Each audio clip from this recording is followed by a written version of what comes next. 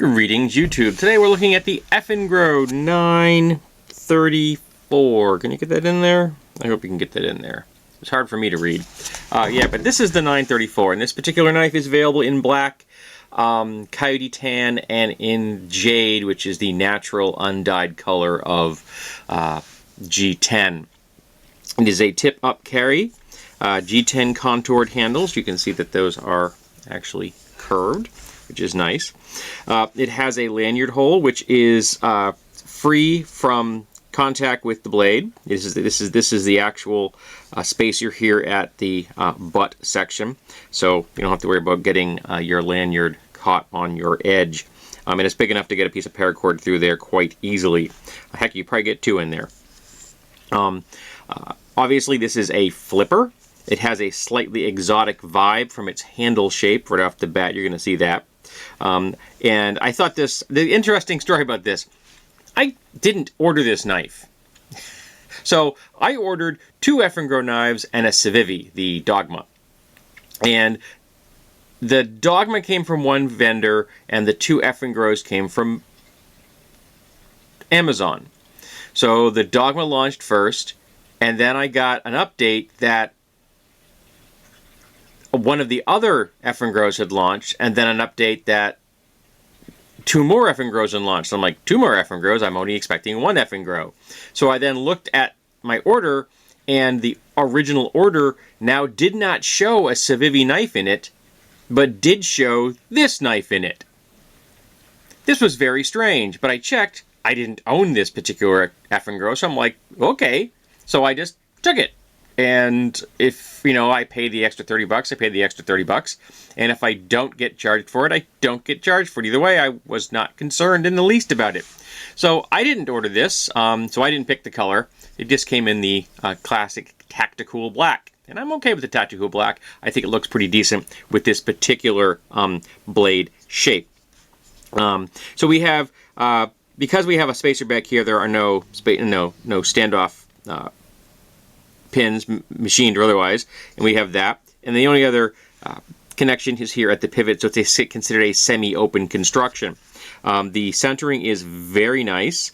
I was quite happy with that.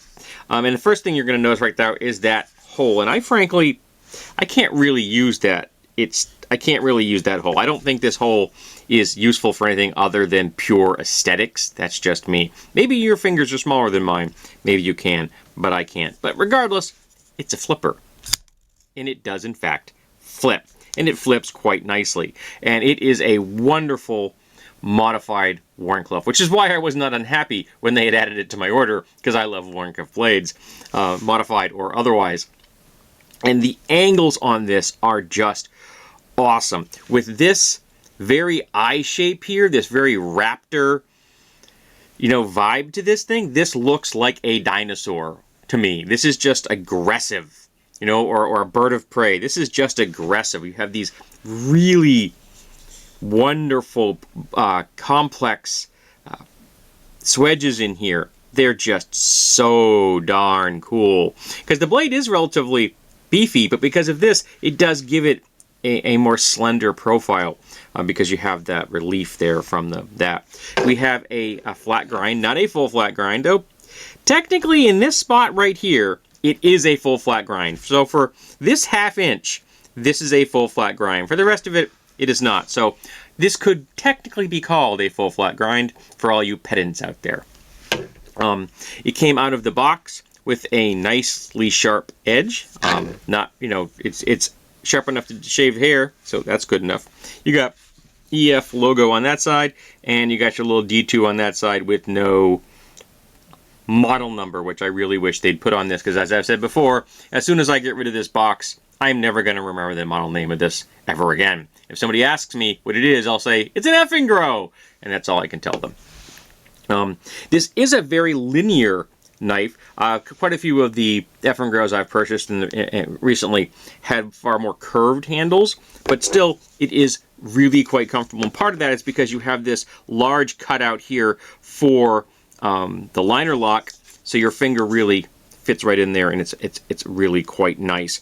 And with this, with the flipper and with this shape, really keeps your fingers from moving forward on the blade at all.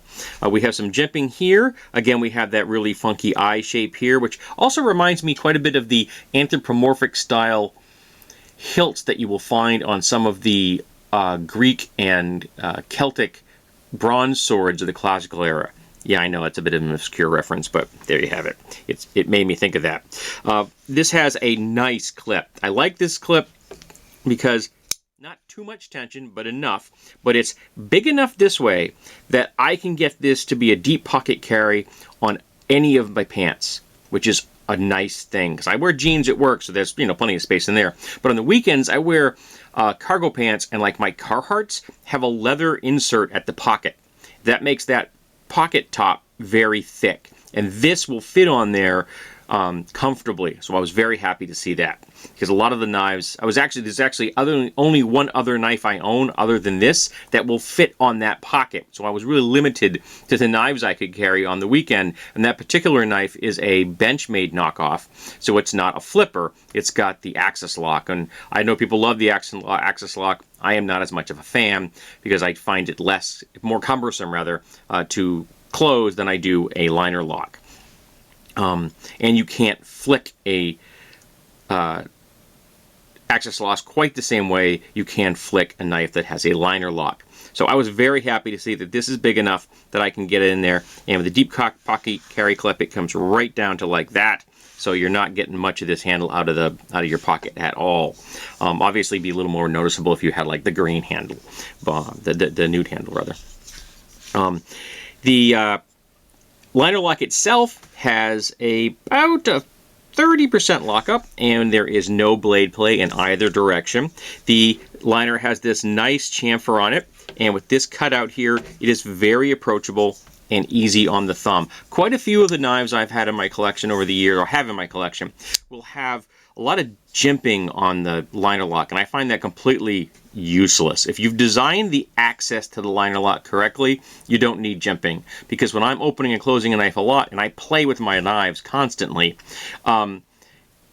it just wears your thumb out. It literally chews up the flesh of your thumb. So I like a liner lock that is nice and smooth but has a chamfer and is approachable, and this is approachable. The jimping on the blade itself and on here on the flipper is not overly aggressive, and it's quite useful. So you can get in there like this, really comfortable, or if you prefer this kind of a motion if you're doing a slicing, it works quite nice. I carried this at work, and it did an admirable job, against plastic straps and opening pallet wrappers, the shrink wrap on pallets. So I would imagine it would handle most of the day-to-day task most people have.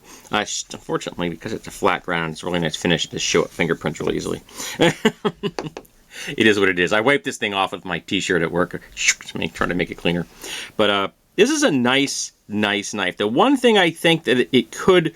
it would destroy the aesthetics, because the aesthetics are really nice on this, but this is a very smooth texture, so it doesn't offer a lot of tooth.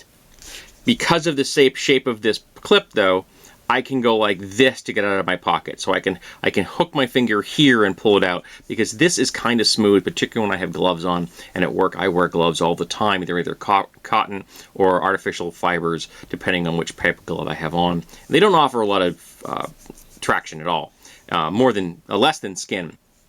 But with this, I can get out of my pocket without any difficulty. So I was really quite happy that this accidentally ended up in my collection, but it's a really nice design. It's solid, it's comfortable, and I'm very happy that I own it. So if you like a modified Wharncliffe or Wharncliffes in general, this might be a design that you would enjoy purchasing. So I hope you've enjoyed the video, and I hope that you come back for the next.